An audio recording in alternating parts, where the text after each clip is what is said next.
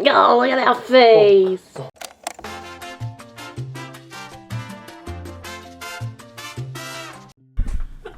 Oh, my mic was muted the whole time. No! Hey everybody, welcome back to my channel. If you are new here, hello. If you are returning, welcome back. Thank you so much for sticking around. I really appreciate you. So it is the earliest I think I've ever filmed in my life, but I want to get this video out the same day that I'm filming it, which is Thursday, because we're talking about some hot goss this morning. I have no plan for this whatsoever. I am literally just getting ready for the day because I work 2 jobs, this being one of them, and then my other one is my big girl job that actually like funds me surviving. Yeah, I'm gonna work till 5:19 today probably, and I've been up since 6 a.m. so yeah.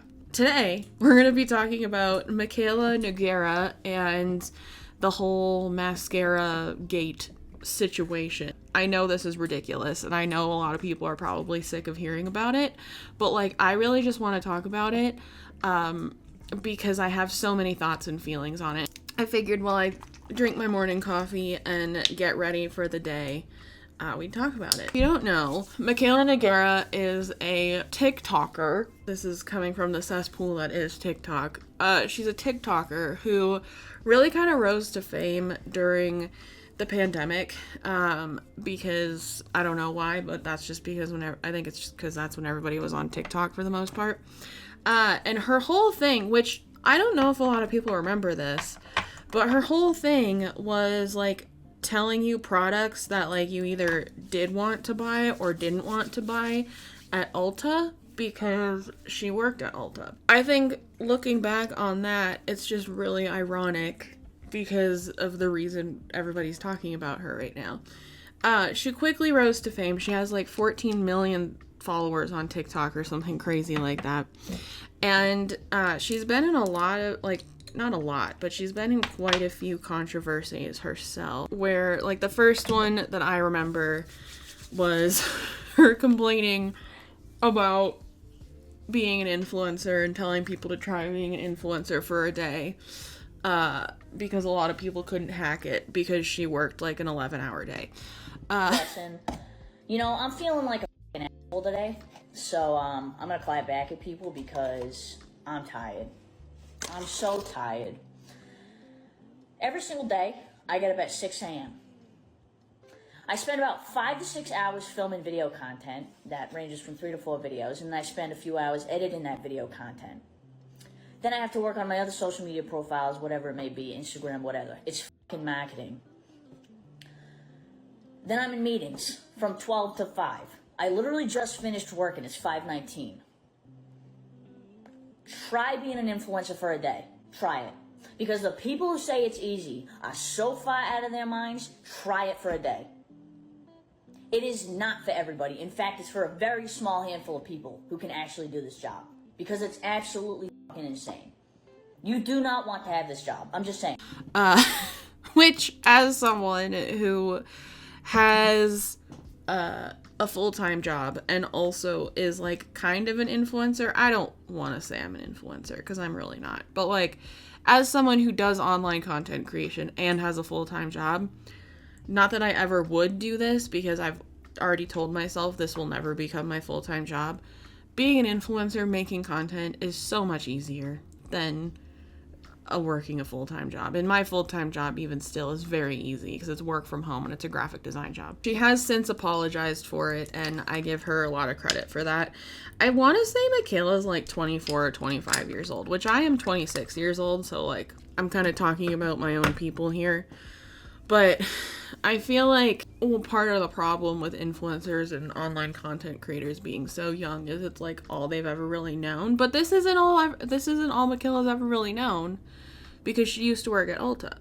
So like I don't really know where the privilege is coming from. It's probably from the mass amounts of money she's making now. But yeah, so that was the first controversy.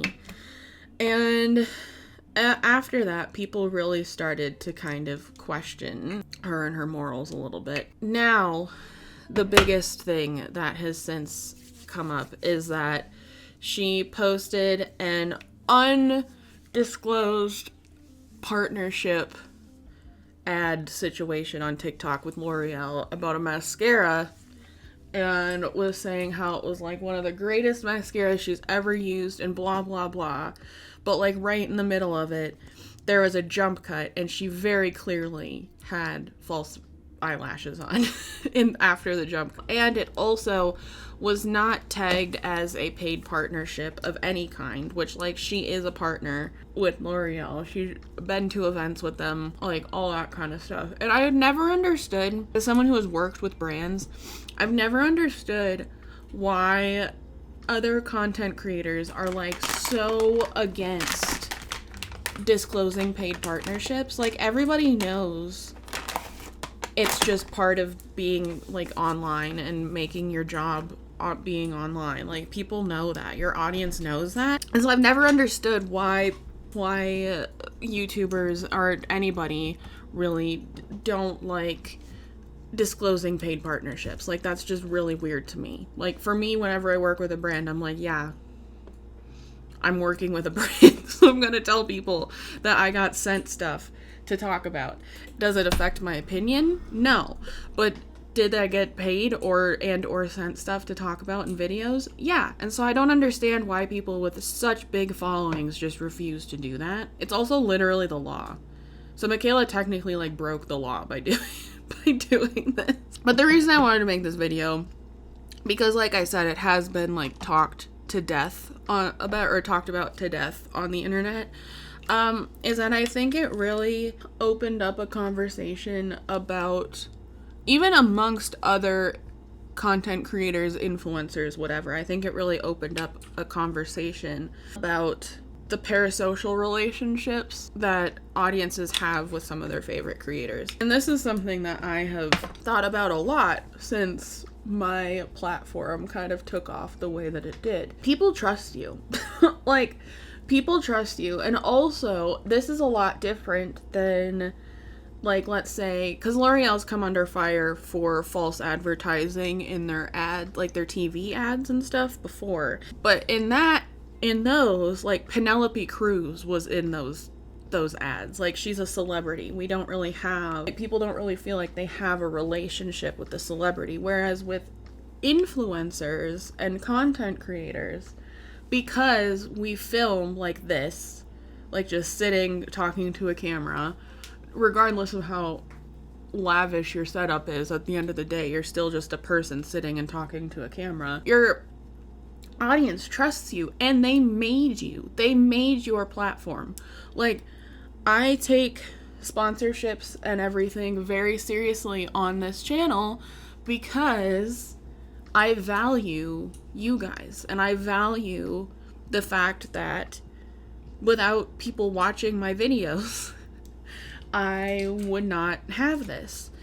And I feel like a lot of times when people start gaining a bigger following, they forget that. Like, yeah, it's a lot of work. Like, it is a lot of work to make content and edit it down and whatever. But, like, you're doing it for people who really look up to you and really like you. And for you to just blatantly lie for a check is gross. But also not surprising.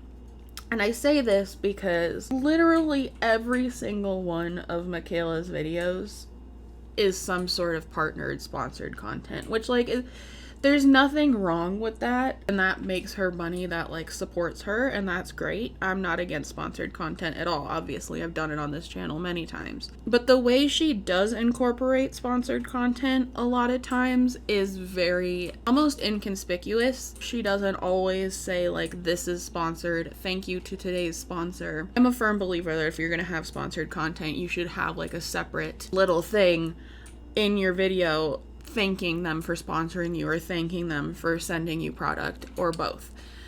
She never really does that.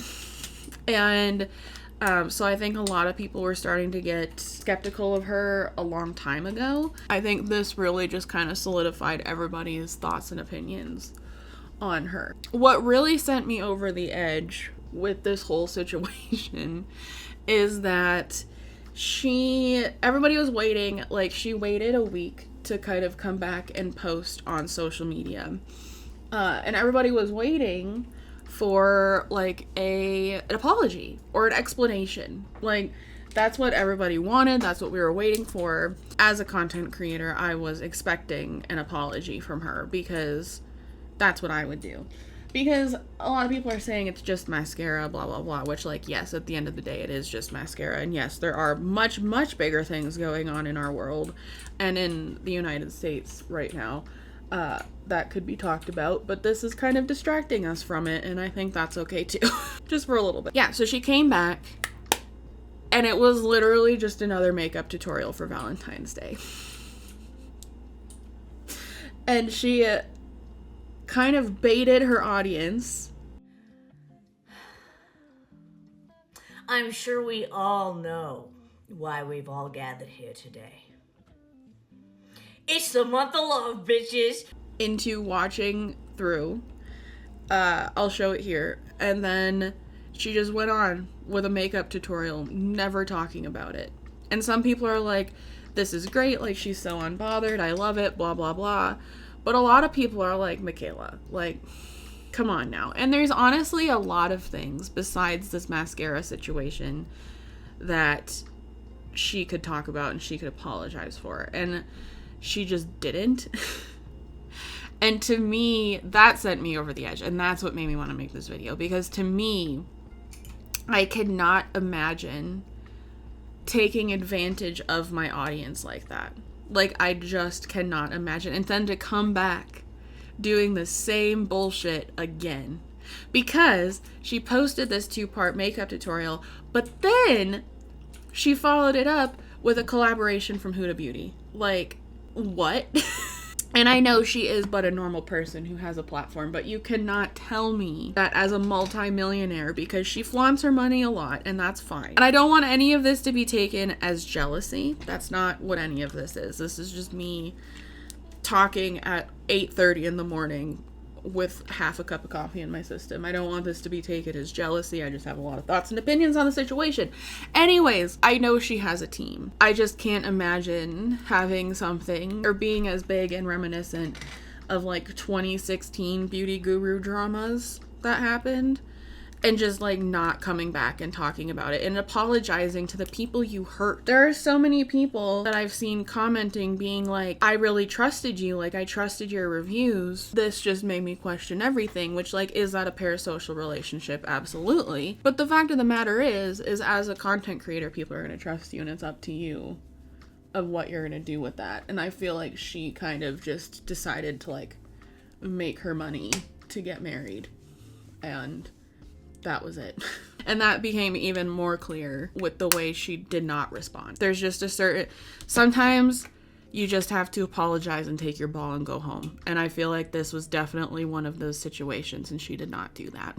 Now, speaking of her getting married, I think this is one of the more, in my opinion, egregious things she has done. And she didn't even like, not that I think she meant to do any of this. Well, she obviously meant to do the L'Oreal thing, but some of the stuff she's done, I think she just didn't realize what the internet could be and what the internet could do. And so I think this might be one of those situations, but I think this is something that is also worth apologizing for. So, if you're unaware, Michaela is engaged to Cody. And she talks about Cody a lot on her platform, and he's even in some of her videos, which I'm sorry. If you can, because her whole thing with defending Cody with anything is that he doesn't have social media and that he's a recovering addict. She uses that a lot. But I'm sorry, if you have 14 million followers on a social media platform and you even show your partner, they're on social media too. Like, that's just how it is. She like refuses to accept that almost, I feel like, from what I've seen. So what happened was an ex of Cody's made a TikTok about like when your ex starts dating a really famous person online or whatever, something along those lines. And then Rich Lux is like, I don't know how I feel about him. I watch him, but it's more of just like a gossip column kind of situation for me. Rich Lux made a TikTok being like, oh, does she have the tea about Cody, blah blah blah, that kind of thing. And Michaela made a video or like an Instagram story responding to Rich Lux being like, keep Cody's name out of your mouth. He's a recovering addict. He's not on social media, blah, blah, blah. Which she did have permission to talk about Cody's recovery and all that kind of stuff. Even then, I think that's kind of questionable as someone who has experienced dating an addict. I don't know. That's just not something that I would willingly share about my partner on my platform. I don't know. That doesn't feel like it should be her story to tell. Anyways, she uses it a lot to deflect any kind of criticism from him.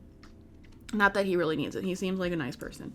She goes on to say that these two dated in treatment. Two more things.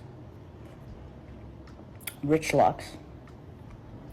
I now like to call him Rich Sucks because every fucking video he posts about me is inflated and lacks any sort of media literacy and no research and just, you suck, dude. I fucking hate you.